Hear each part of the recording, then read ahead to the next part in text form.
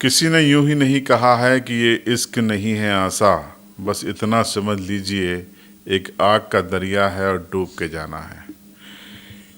इस अपराध कथा की शुरुआत होती है गुजरात से। झाबुआ जिले के आदिवासी अंचल खेड़ा गांव के दो युवक युवती, एक युवक एक युवती, अपने परिजनों के साथ गुजरात में मजदूरी करने के लिए गए थे। लड़की की उम्र थी महज 14 साल और लड़के की उम्र थी 16 या 17 साल। दोनों की आंखें चार हो जाती हैं और दोनों के बीच इश्क शुरू हो जाता है। इश्क परवान चढ़ने लगता है। मजदूरी के बाद जो टाइम बचता था उसमें दोनों मोबाइल पर साथ में जीने मरने की कस्में खाया करते थे। जीवन कैसा होगा उसके सपने संजाया करते थे। इश्क धीरे धीरे बढ़ता गया, परवान चढ़ता गया। बातचीत पीक पे पहुंच गई। वैलेंटाइन डे आया, उसके आसपास भी बातचीत चरम स्तर पर पहुंच चुकी थी। दोनों का इश्क गहरा रहा था। दोनों सपने बुनने में लगे थे। जल्दी ही शादी करेंगे, परिवार वालों को राजी करेंगे, राजी नहीं हुए तो भाग जाएंगे। तमाम बातें उनकी इस बातचीत के दौरान आई हैं जो पुलिस रिकॉर्ड में है। इसी बीच तेजी से वक्त बदला।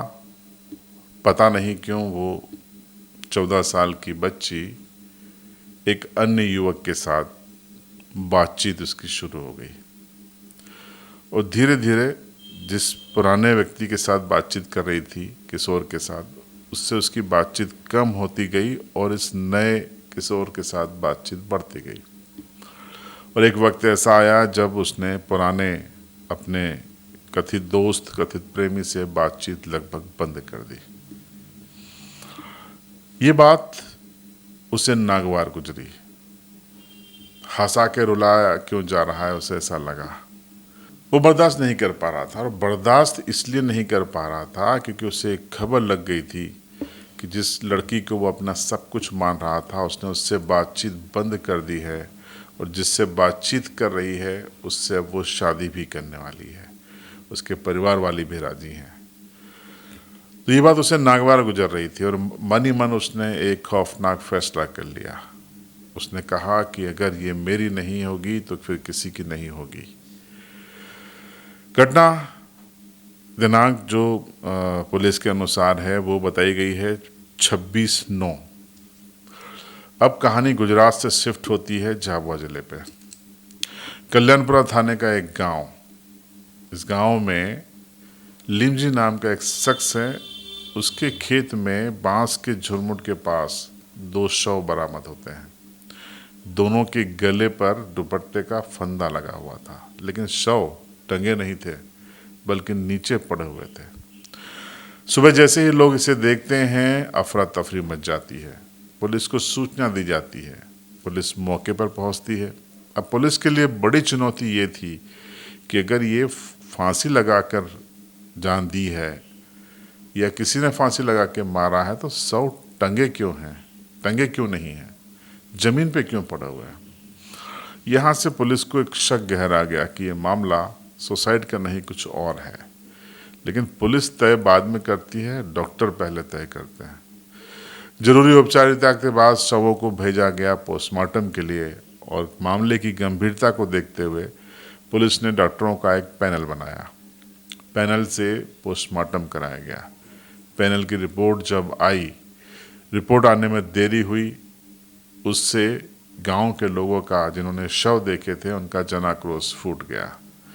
गांव के लोगों ने झाबुआ एसपी ऑफिस पहुंचकर करीब 1 घंटे तक यहाँ उन्होंने अपना विरोध जताया। पुलिस पर कई तरीके के आरोप लगाए। टीआई पर समझौता करने के लिए दबाव डालने का भी आरोप लगाया।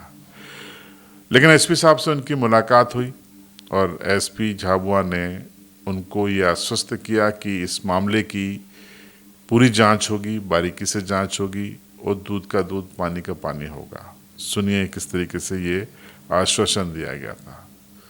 यदि किसी ने मारा है तो सभी आरोपियों को पकड़ के और बंद करेंगे, आप निश्चिंत रहिए। चाहे 2 हैं, चाहे 4 हैं, चाहे 10 हैं, चाहे 15 है, ठीक है। किसी पे के ऊपर शंका आशंका करने की जरूरत नहीं है। आप भरोसा रखिए, जो भी लोग हैं, जितने भी लोग हैं, यदि किसी ने उनके साथ कोई घटना दुर्घटना की है तो उन सबको गिरफ्तार किया जाएगा, ठीक है। बस सर वही वही नहीं और अच्छी है। सुनो आप मेरी बात, और यदि उन्होंने खुद फांसी लगाई है और ये डॉक्टर लिख के देता है, तो भी किसी ने रात को कहां से कौन कौन गए, कितने लोग थे जिन्होंने उनको उसको खोला कि काटा, कैसे किया, और उसके बाद में दूसरी जगह जाके क्यों डाला? यदि डाला है तो उसके दिमाग में कुछ न कुछ तो चल रहा है, गलत चल रहा है कि नहीं चल रहा है? नहीं तो वो बताता घर वालों को कि भाई तेरे बेटा है, तेरी बेटी की डेड बॉडी यहाँ है, आप देख लो आके। ऐसा थोड़ी करता है कोई कि जाके और खुद ही दफन करके आ जाए, पता नहीं चलने दे। तो तब भी उसके दिमाग में कुछ न कुछ तो खुरापात है, तो पूछताछ करेंगे उनसे, और दूध का दूध और पानी का पानी होगा। बस सर वही चाहिए सर।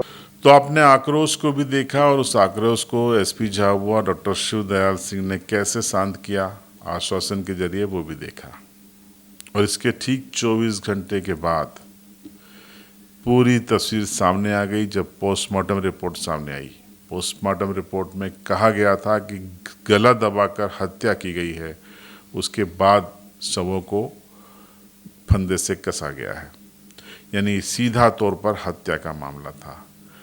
अब पुलिस ने अपनी जो कॉल डिटेल हैं वो निकाली, अपना फॉरेंसिक इन्वेस्टिगेशन शुरू किया, अपने सूचना तंत्र को सक्रिय किया। तो पुलिस को पता चल गया कि एक गांव का ही नाबालिग लड़का है, उससे इस मृतक लड़की का प्रेम संबंध था, बातचीत थी। और अब चूंकि वो दूसरे से बातचीत कर उससे शादी कर रही थी, तो ये बात उसे नागवार गुजर रही थी, और उसने इन दोनों को मिलने के लिए बुलाया। इन दोनों की गलती ये हुई कि ये दोनों अकेले चले गए, रात में चले गए। इनको ये उम्मीद नहीं थी कि उनके खिलाफ साजिश रची जा चुकी है, उनको मौत के घाट उतारने की। वहाँ पर वो नाबालिग युवक किशोर भी था, उसका नाम नहीं लेंगे क्योंकि नाबालिग आरोपियों का नाम लेने की सुप्रीम कोर्ट की मनाही है। लेकिन उसके जो जीजा हैं, वहाँ पर उसका नाम पिंटू है, वो वहाँ मौजूद था। उसके साथ ही अन्य रिश्तेदार रमसू और दिलीप भी वहाँ पर मौजूद थे। ये बालिग हैं। इन चारों ने मिलकर उन दोनों की जान ले ली, उन दोनों का गला घोट दिया। ये गला सिर्फ इस जोड़े का नहीं घोटा गया था, बल्कि आने वाले दिनों में वो एक शादी करने वाले थे अपनी, उनका जीवन समाप्त कर दिया गया। उनका दाम्पत्य जीवन बनने के पहले ही उस जीवन का गला घोट दिया गया। उस युवक, उस किशोर ने बदला ले लिया, लेकिन क्या ये बदला जायज़ था? किसी की जान से आप बदला ले सकते हैं? उसने ये ठान लिया था कि अगर ये मेरी नहीं है तो फिर ये किसी की नहीं होगी, मैं किसी की नहीं होने दूंगा। और अंततः उसने ये खौफनाक वारदात को अंजाम दिया अपने जीजा और उसके दोस्तों के साथ। अब जेल में हैं सभी। जो नाबालिग है वो किशोर कल्याण जेल में है, बाकी जिला जेल में है। अब तमाम जो परिस्थितिजन्य सबूत हैं, टेक्निकल सबूत हैं, CDR है, कॉल डिटेल रिपोर्ट है, फॉरेंसिक जांच रिपोर्ट है, गवाही है, वो सब उनके खिलाफ है। उम्मीद है कि प्रोसिक्यूशन जल्दी ही इसे स्पेशल केस मानकर फास्ट ट्रैक कोर्ट में इन आरोपियों को सज़ा दिलवा पाएगा। अब इस पूरी अपराध कथा से निष्कर्ष क्या निकलता है और हमारा ये सुनाने का उद्देश्य क्या था? घटना तो सच्ची है। हमारा उद्देश्य यही है कि युवाओं को ये संदेश दिया जा सके कि आप जब तक साथ हैं ठीक है, साथ नहीं हैं आप अपना अगला रास्ता चुनिए, न कि किसी के जीवन में आप बाधा बनिए, उनको उनका जीवन खतरे में डालिए। और आपने अपना जीवन किस दिशा में आप ले गए हैं, क्या हासिल हुआ? सिर्फ एक अपने फर्जी ईगो को आपने सेटिस्फाई किया। तो तमाम युवाओं से अपील है कि पहली बात तो ये अपनी पढ़ाई पे, करियर पे ध्यान दें, इसके मोहब्बत के चक्कर में न पड़ें, क्योंकि इतिहास गवाह है कि इसके चक्कर में पड़ने वाले अपना भविष्य बनाते नहीं हैं बल्कि बिगाड़ लेते हैं। अब देखिए किस तरीके से 2 लोगों का भविष्य बिगड़ गया, कई लोगों के परिवार मुश्किल में आ गए। तो आज की इस अपराध कथा में इतना ही। उम्मीद है कि जो संदेश हम देने की कोशिश कर रहे हैं उससे आपने समझा होगा। इसे शेयर कीजिए और आपकी राय कमेंट में ज़रूर बताइए। चैनल पर नए हो तो सब्सक्राइब ज़रूर कीजिए।